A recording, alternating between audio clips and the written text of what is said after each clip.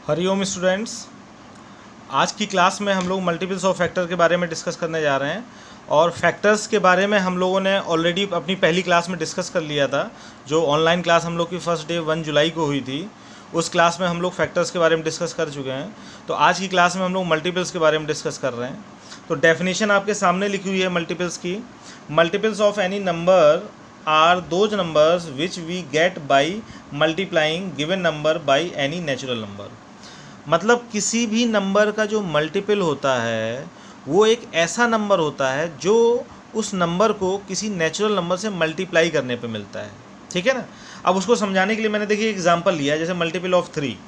Suppose हमें 3 के multiple find out करने हैं, तो हम लोग क्या करेंगे, 3 को पहले 1 से मल्टीप्लाई करेंगे तो कितना मिला, हमें 3 मिल जाएगा। तो 3 का पहला मल्टीपल क्या हो गया, 3। 3 को 2 से मल्टीप्लाई किया तो दूसरा मल्टीपल क्या हो गया, 6। 3 को 3 से मल्टीप्लाई किया, थर्ड मल्टीपल। ऐसा ये जरूरी नहीं कि सीरियसली हम मतलब कॉन्टिन्यूसली हम लोग 1 से ही मल्टीप्लाई करें। 3 को किसी से भी नंबर से, जैसे 3 को 5 से मल्टीप्लाई किया 15, ये भी 3 का मल्टीपल है। 3 को 20 से मल्टीप्लाई किया 60 आया, 60 भी 3 का मल्टीपल। ये सभी मल्टीपल हैं किसके, ऑफ 3। ऐसे आपको किसी भी नंबर का मल्टीपल, सपोज हमें 4 का मल्टीपल चाहिए या हमें सपोज 7 का मल्टीपल चाहिए, तो 7 का फर्स्ट मल्टीपल क्या होगा, 7 × 1 7। 7 को किसी भी नंबर से 4 से मल्टीप्लाई कर दो 28, 28 भी 7 का मल्टीपल होगा। 7 को 10 से मल्टीप्लाई कर दो 70, 70 भी 10 का 70 भी 7 का मल्टीपल होगा। तो मल्टीपल का मतलब होता है कि किसी भी नंबर का मल्टीपल फाइंड आउट करना है तो हमें उस नंबर को किसी दूसरे नंबर से मल्टीप्लाई करना पड़ेगा, तो जो आंसर आएगा वो मल्टीपल होगा। मल्टीपल का मतलब वो नंबर जो उस नंबर की टेबल में आते हों, उस नंबर को किसी से मल्टीप्लाई करने पर जो आंसर मिलता है वही मल्टीपल होता है। और फैक्टर्स में क्या होता था, factors are those numbers which divides the given number.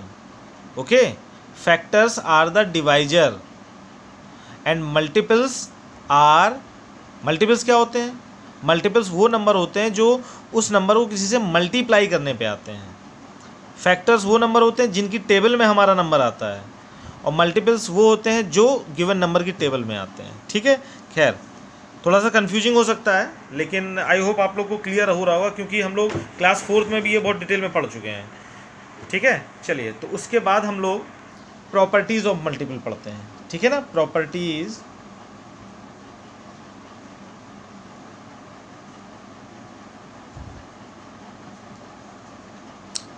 Of multiple. तो फर्स्ट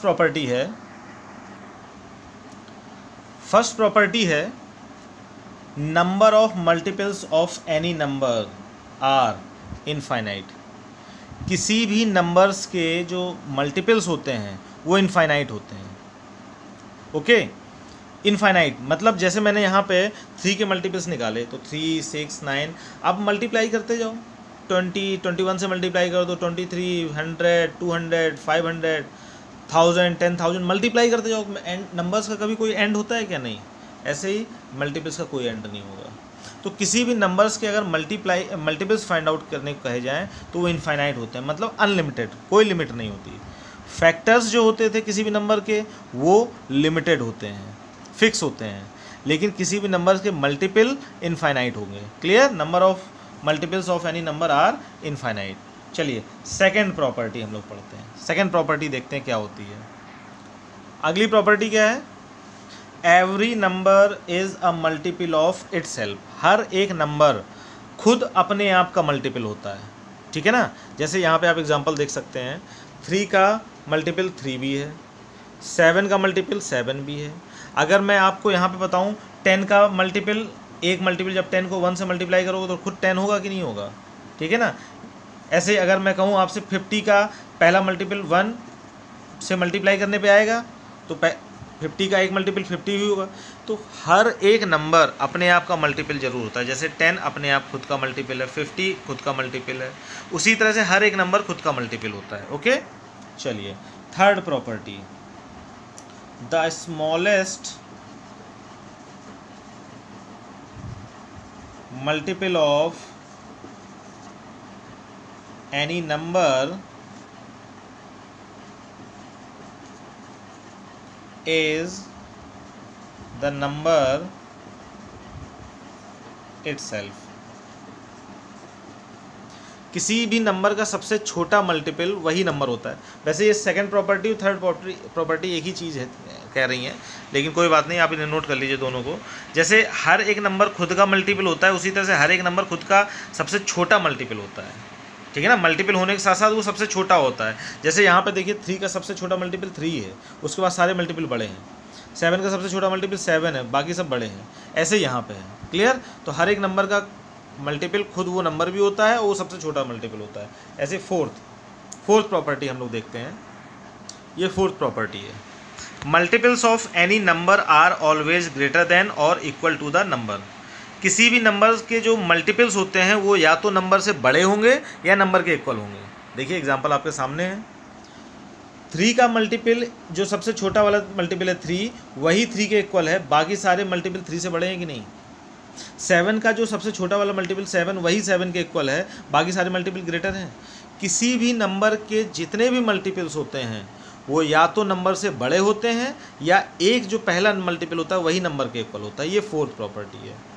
तो स्टूडेंट्स, मैंने आज ऑनलाइन क्लासेस में यही 4 प्रॉपर्टीज लिखवाई थी मल्टीपल्स की, जो कि आपको नोट करनी है। इसको आप नोट कर लीजिएगा अच्छे से, ठीक है ना, क्योंकि वो ऑनलाइन क्लास की जो वीडियो शूट हुई थी वो इतनी लेंदी हो गई थी कि वो अपलोड होने में दिक्कत हो रही थी। इस वजह से मैं ये एक शॉर्ट वीडियो आप लोग के लिए बना रहा हूँ, ठीक है। तो आप लोग ये चारों प्रॉपर्टीज़ नोट कर लीजिएगा अच्छे से, क्लियर। कोई डाउट?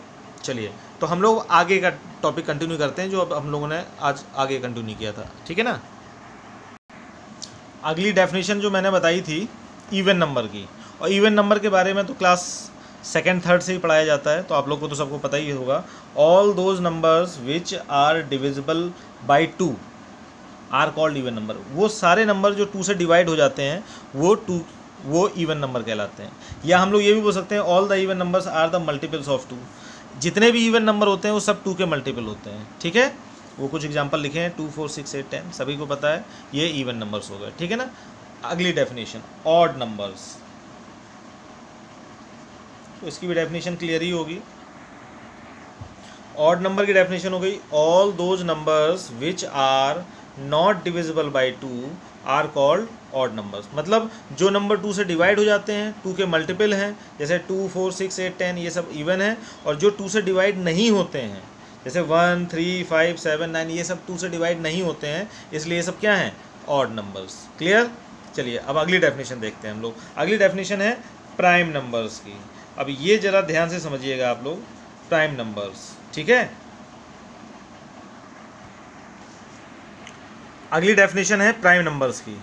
तो प्राइम नंबर्स में हम लोग डेफिनेशन क्या है? All those numbers which have only 2 factors, one is 1 and other is number itself. मतलब ऐसा कोई भी नंबर जिसके सिर्फ और सिर्फ 2 ही फैक्टर हों, एक तो वो 1 होता है और दूसरा वो खुद नंबर होता है। ऐसे नंबर्स को हम लोग क्या बोलते हैं?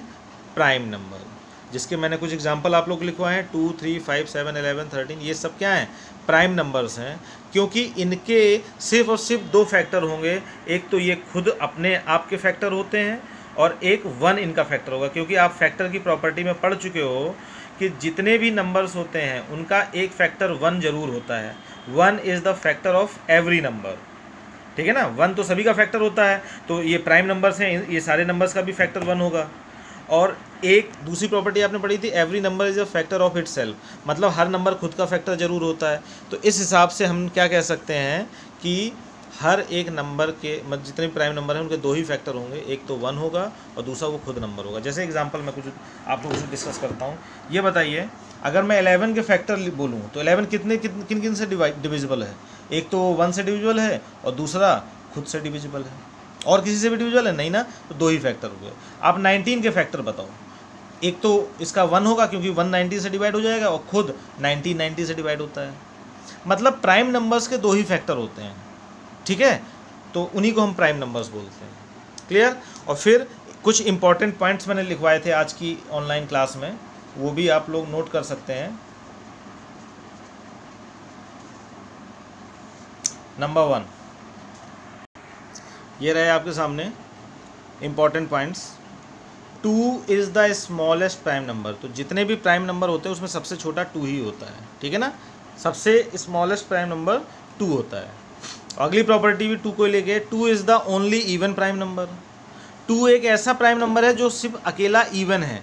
आप यहाँ पे देखिए, मैंने कुछ एग्जांपल लिखे हैं, 2, 3, 5, 7, 11, 13, ये जो भी लिखे हैं, इसमें एक टू ही है जो इवन है, आप देख सकते हैं।